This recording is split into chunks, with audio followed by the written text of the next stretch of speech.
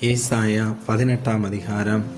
எத்தியோப்பியாவின் நதிகளுக்கு அக்கறையிலே நிழலிடும் செட்டைகளுடையதும் கடல் வழியாய் தண்ணீர்களின் மேல் நாணல் படகுகளிலே ஸ்தானாதிபதிகளை அனுப்புகிறதுமான தேசத்துக்கு ஐயோ! வேகமான தூதர்களே, நெடுந்தூரமாய் பரவி இருக்கிறதும் சிறைக்கப்பட்டதும் துவக்கம் முதல் இதுவரைக்கும் கெடியாய் இருந்ததும் அளவிடப்பட்டதும் மிதிக்கப்பட்டதும் நதிகள் பாழாக்குகிறதுமான ஜாதி அண்டைக்கு போங்கள். பூச்சக்கரத்தில் வாசமாயிருக்கிறவர்களும் தேசத்து குடிகளுமாகிய நீங்கள் எல்லோரும் மலைகளின் மேல் கொடியேற்றப்படும் போது பாருங்கள், எக்காலம் ஊதப்படும் போது கேளுங்கள். நான் அமர்ந்திருந்து பயிரின் மேல் காயும் காந்தியுள்ள வெயிலைப் போலவும் அறுப்பு காலத்து உஷ்ணத்தில் உண்டாகும் பனிமேகத்தைப் போலவும் என் வாசஸ்தலத்திலிருந்து கண்ணோக்குவேன் என்று கர்த்தர் என்னுடனே சொன்னார்.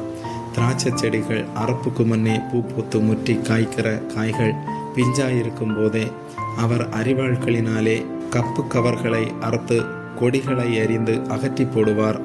அவைகள் ஏகமாய் மலைகளின் பட்சிகளுக்கும் பூமியின் மிருகங்களுக்கும் விடப்படும்.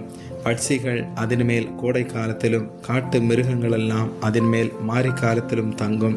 அக்காலத்திலே நெடுந்தூரமாய் பரவி இருக்கிறதும் சிறைக்கப்பட்டதும் துவக்கம் முதல் இதுவரைக்கும் கொடியதாய் இருந்ததும் அளவிடப்பட்டதும் மிதிக்கப்பட்டதும் நதிகள் பாழாக்குகிறதுமான ஜாதியானது சேனைகளின் கர்த்தரின் நாமம் தங்கும் ஸ்தலமாகிய சியோன் மலையில் சேனைகளின் கர்த்தருக்கு காணிக்கையாக கொண்டு வரப்படும். ஆமென்.